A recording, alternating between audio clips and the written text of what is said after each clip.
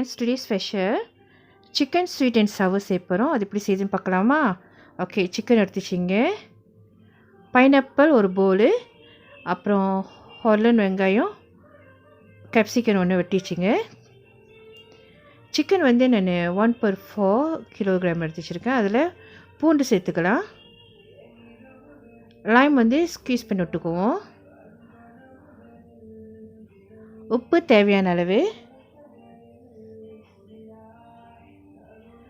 White pepper,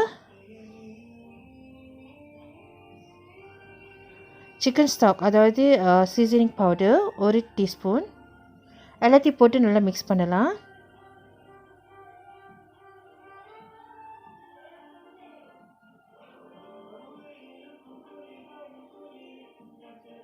அதோடு சேர்த்து நம்ம ஒரு முட்டையை ஆட் பண்ணிக்கலாம்.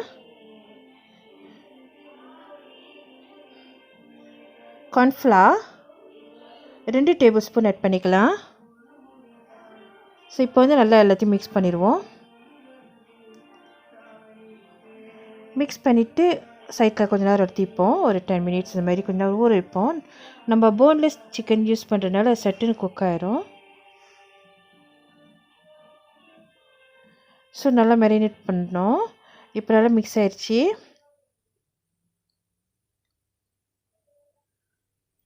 அடுத்தது ஒரு பவுலில் வந்து நம்ம 2 table spoon tomato sauce, 2 table spoon chilli sauce, light soya sauce 1 table spoon, vinegar 2 table spoon,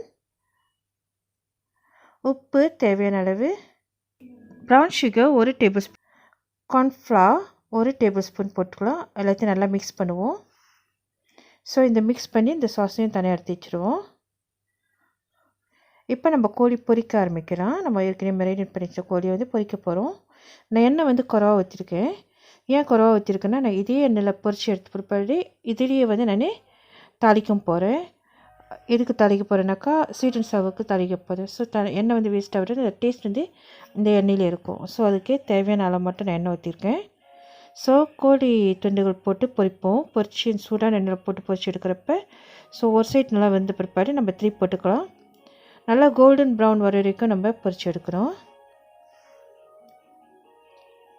இப்போ நல்லா கலர் மாற ஆரம்பிச்சிருச்சு.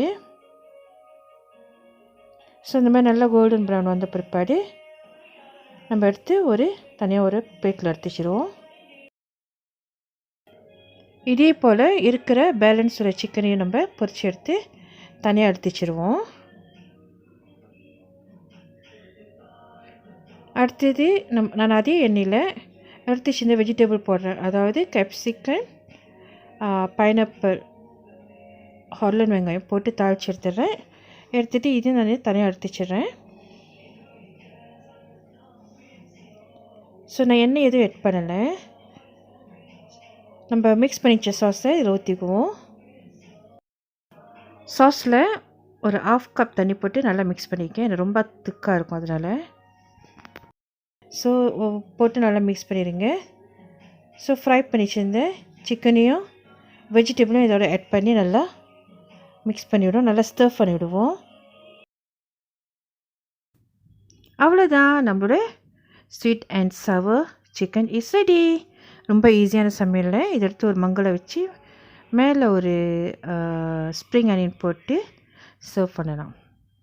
இந்த வீடியோ உங்களுக்கு பிடிச்சிருந்தா மறக்காமல் சப்ஸ்கிரைப் பண்ணுங்கள், பெல் பட்டன் பற்றிங்க, லைக் பண்ணுங்கள், ஃப்ரெண்ட்ஸ் கூட ஷேர் பண்ணுங்கள். தேங்க்ஸ் ஃபார் வாட்சிங். God bless you all, love you all.